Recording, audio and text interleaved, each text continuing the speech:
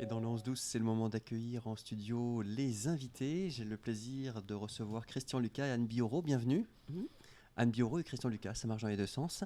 Alors, vous êtes tous les deux passionnés de poésie. Oui, et je pense. c'est vrai que, on va le voir, on va le découvrir, on va le confirmer avec vous dans quelques instants.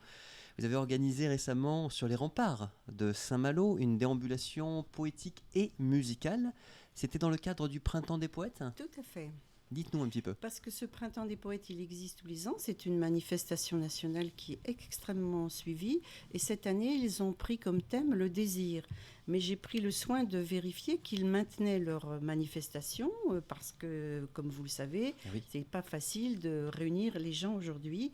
Donc oui, ils m'ont dit on maintient tout ce qui est en extérieur. Voilà. Donc, eh bien, nous avons fait des tractations avec la mairie et la meilleure façon, c'était de déambuler. Il y avait du monde ? Oui, il y avait eu quoi. On pouvait pas se permettre de rassembler trop de personnes. Donc il y a eu du monde, mais sans plus. Des passionnés ? Voilà, des passionnés, des personnes que je connaissais par ailleurs qui s'intéressent à la poésie. Voilà. Le programme, c'était justement le fait de faire vivre la poésie en ces temps un petit peu compliqués. Voilà, on a fait vivre aussi notre désir nous-mêmes d'exister, d'être. Et puis, on a décliné ce désir selon 3 thématiques. Donc, je ne sais pas si je les développe. Bien sûr, allez-y. Donc, il y avait le désir d'explorer le cosmos, de vibrer au diapason du monde, le désir d'être soi-même, de renouer avec un surgissement originel en soi-même, vous voyez, ce qui me paraît personnellement très important, et le désir ardent d'aimer, de vibrer au diapason de l'autre, donc de porter l'étreinte de l'émoi. On peut dire multidimensionnel. Voilà. Et donc pour chacun de ces thématiques, bien sûr, nous avons cherché d'abord. Et je me suis entre autres inspirée de ce livre qui est sorti, une espèce d'anthologie par les éditions Bruno Doucet sur le désir. Voilà, donc ça m'a forcément aidée. Et donc des textes issus de cet ouvrage ont été déclamés, lus, partagés ? Tout à fait, mais des textes bien sûr aussi d'autres répertoires ? De nous, de vous-même, voilà, de certains, de Pierre Barrault, de moi-même. Voilà, d'amis qui m'ont transmis des poèmes. Vous nous dites par là, Anne Bioro, qu'il y avait des auteurs ce jour-là. Oui, tout à fait. Christian Lucas, vous étiez de la partie aussi. Vous avez dit des textes. Vous pouvez nous en dire davantage ? Oui, j'ai répondu volontiers à l'invitation de Anne. D'abord parce que, comme dirait Hannah Arendt, dans cet océan d'incertitude qu'est l'avenir aujourd'hui, avec cette pandémie, nous avons besoin que nous soient promis des îlots de poésie et de sécurité. Et je reprendrai les paroles de Jacques Prévert qui disait il faudrait essayer d'être heureux, au moins pour donner l'exemple. Et je pense que l'état de poésie, l'état d'enfance, c'est aussi des lieux de ressourcement. Et je me suis donc intégré à la petite équipe que Anne a constituée. Et ce qui m'a aussi beaucoup plu, c'est de rendre un hommage appuyé à Michel Lebris, qui nous a quittés récemment, fondateur du Festival Étonnant Voyageur. Oui. Et pour l'avoir rencontré personnellement et être assidu de Étonnant Voyageur, c'est vrai que c'est un hommage que je souhaitais avec l'équipe un peu vibrant, parce que il a marqué à Saint-Malo ce festival. Et il nous a marqué personnellement. Oui. Voilà. Donc il y avait intégré dans ce que disait Anne tout de suite un hommage à la littérature monde, comme on dit. Et pour dire le monde, c'est ça ?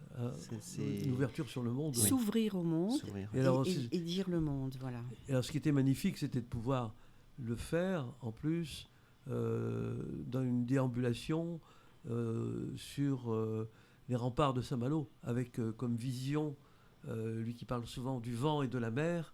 Et il y avait là du vent, il y avait la mer. L'infini. Donc les éléments étaient là. La nature était à côté.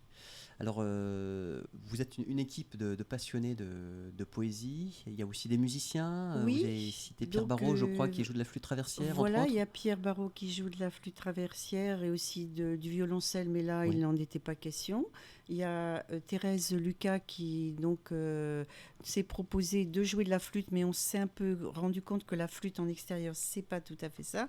Elle a eu la chance de sortir son accordéon parce que l'accordéon est aussi un instrument, je dirais, fragile. Et ça, c'était super. Super, parce que l'accordéon, on est plus en Bretagne, ça permet de faire vibrer. Donc, elle a trouvé des airs qui m'ont plu, comme ceux qui sortaient du film Entre terre et mer. Enfin, vous voyez. Donc, ça, c'était super sympa. Puis, on a terminé par je dirais, l'air qui fait fureur en ce moment. C'est-à-dire Question. La chanson Lucas. Oui, la chanson de NK qui dit on veut danser encore. Ah voilà, oui. voilà. Alors justement, printemps de la poésie, le fait que ce soit à cette saison-là où la nature renaît, c'est pas le fruit du hasard, j'imagine, Non. qu'on place Bien dans sûr, le calendrier une bien manifestation sûr, culturelle bien comme sûr. celle-ci. Bien sûr.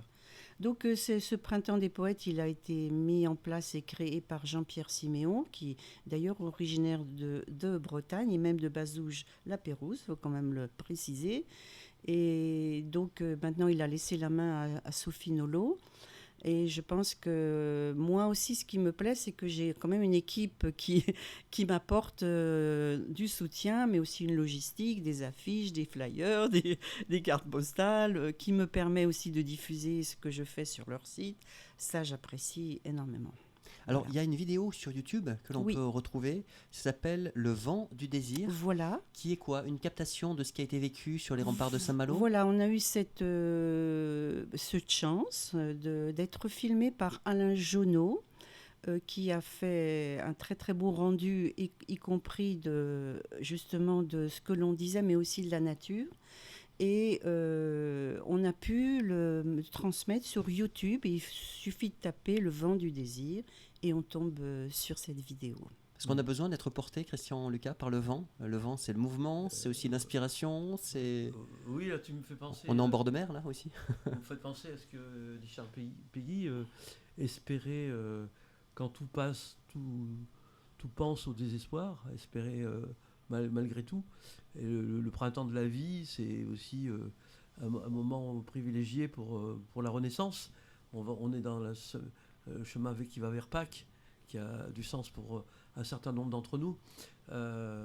Et donc, qu'il y ait ces moments-là qui sont des moments d'humilité, de courage, de rêverie, et de montrer que la culture aujourd'hui n'est pas morte, et la faire vivre sous toutes ses formes, donc malgré le contexte que l'on connaît.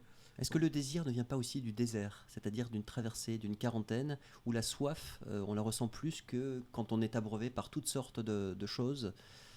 C'est très intéressant parce qu'en hébreu, le mot désert et le mot désir ont presque la même consonance.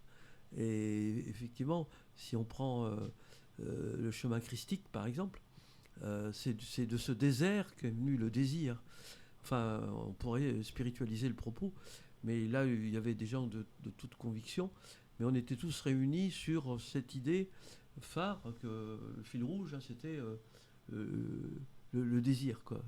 Et je crois que c'est un thème fort qui peut que rassembler. C'est un élan, en fait. Hein, un élan vital, ouais, on peut le dire comme ça. Oui, enthousiasme. Anne Bioro, je crois savoir que vous souhaitez, je vois que vous avez le livre, le recueil de poèmes ouverts. Partagez avec nous un texte. On vous écoute. Si c'est possible. Bien sûr. Désir, au gré du vent, au gré de l'eau, un même ciel partagé. Entre rire et larmes, succombé. Entre lune et soleil, s'enlacer au bras des nuages. Par une nuit de lune traversée. Un autre texte, si tu veux. Alors moi, Christian, Lucas. Je dirais bien un texte court de Michel Lebris qui redonne toute son ampleur et la gratitude qu'on peut avoir dans cet homme qui a donné un souffle, entre autres à Étonnant Voyageur. Et dans L'homme aux semelles de vent, on parlait du vent, L'homme aux semelles de vent, un texte de 1977. Un jour, nous sommes venus du fond de l'horizon, et nos vaisseaux étaient des pierres, et nous étions très bons. Aussi bien notre lieu est toujours au-delà, et cette folie pour notre terre. La mer ailleurs se fait obstacle, se fait limite, frontière, dit-on. Ici, la mer est en nous, déjà au fond des prunelles pâles où le ciel s'évade. J'ai rêvé ma Bretagne comme une frégate immense qui aurait levé l'ancre un matin du grand vent, et l'Atlantique s'ouvrait sous son beau pré. Nous irons quelques jours par-delà l'horizon à la recherche de nos Irlandes. C'est vraiment très local. On voit que la nature est là. Les éléments aussi, parce que je vous écoutais, Anne Billot, tout à l'heure parler de lune aussi, d'éléments. C'est nous mettre au diapason aussi, puisqu'il y a cette dimension cosmique que vous évoquiez dans les trois axes tout à l'heure. Je pense que personnellement, si j'écris, c'est parce que je suis au cœur des éléments. J'écris dehors. Et d'ailleurs, je suis en lien avec les amis de Gaston Bachelard. Comme vous le savez, Gaston Bachelard a exploré 4 éléments que sont l'eau, l'air, la terre et le feu. Ça nous parle en Bretagne aussi. Et voilà, et ces philosophes, ils aiment bien, entre autres, m'appeler à contribution, justement, puisque moi je vis auprès de la mer, de l'eau salée. Et eux, Bachelard, c'était plus l'eau douce, donc ça les intéresse de voir un autre élément, de voir explorer un autre élément. Alors, vous disiez à l'instant, Anne Billot, que vous écrivez dehors. Pourquoi ? Parce qu'il y a une dimension de liberté, d'être moins cloisonné ou... Oui, et en même temps, j'écris, je pense, en lien avec l'émoi, l'émotion. Et l'émotion, je la ressens dehors. Voilà, avec les éléments, je suis née à Saint-Malo, c'est une chance, je pense, inouïe. Et j'aime beaucoup l'ornithologie, j'aime beaucoup l'estran, je dirais une fan de l'estran. Et ça me provoque une émotion, et là j'écris.